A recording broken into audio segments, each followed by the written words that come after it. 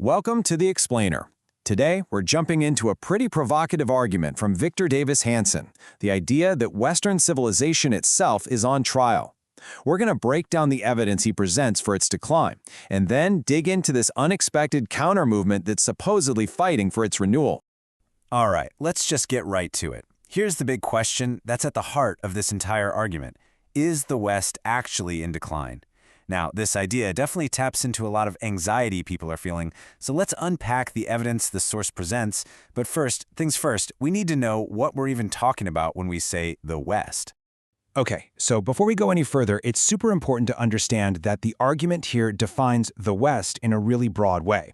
It's not just, Europe and North America. It also loops in places like Australia and New Zealand. And get this, it even includes Westernized Asian powerhouses like Japan, South Korea, and Taiwan.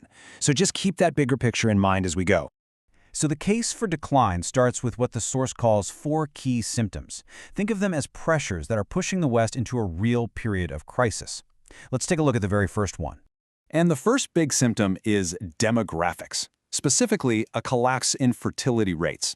As you can see, across the West, they've dropped way below that 2.1 replacement rate. That's the magic number you need just to keep a population stable.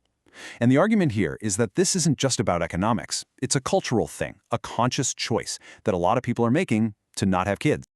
Okay, so besides the population issue, the argument highlights 3 other huge symptoms. First up, energy policy, a move away from nuclear and fossil fuels that's described as being really inefficient and expensive.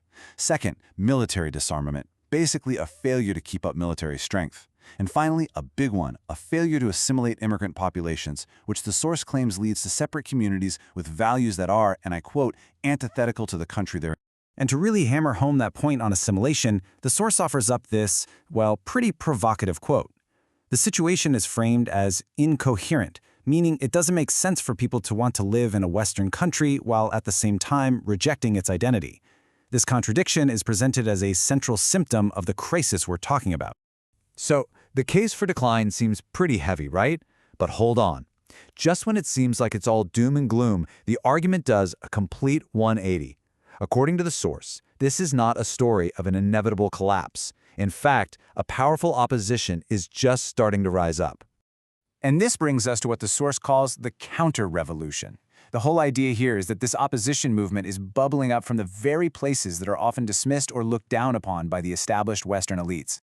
This slide does a great job of laying out the 2 opposing camps. On one side, you have what's called the Western elite. Think Western Europe and America's blue states.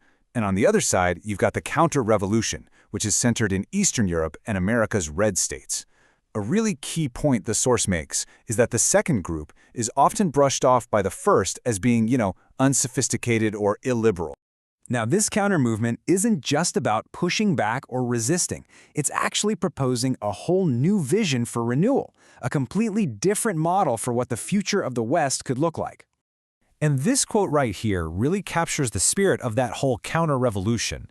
It's a totally defiant rejection of that whole "we're in decline" narrative. It's basically a promise to go back and find a new way forward. So what does this new paradigm actually look like? Well, the source breaks it down into 5 foundational pillars. First, a return to Judeo-Christian tradition to act as a moral anchor. Second, putting a huge emphasis on nuclear family and motherhood, which is a direct response to that demographic decline we talked about. Third, rearming the military to project strength. Fourth, securing the borders to control immigration and demand assimilation. And finally, restoring absolute free speech, which is seen as the only way to have an open debate. Let's just zoom in on one of those pillars for a second. Free speech, because this is where you can really see the 2 sides clash. The elite paradigm, according to the source, is all about regulating things like hate speech and disinformation. But the renewal paradigm pushes back hard, saying, nope, we need absolute free speech, arguing that it's the only way to really challenge bad ideas and find the truth. So, all of this brings us to the final verdict. The argument frames this as something way bigger than just politics. It's presented as a battle for the soul of the West, a fundamental choice between 2 very different paths into the future.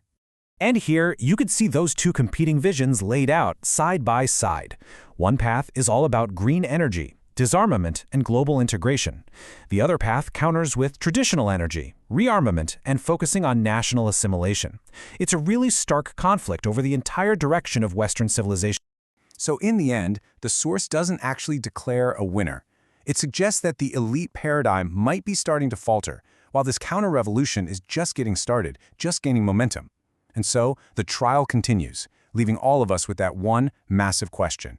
Which of these two visions is actually going to define the future of the West?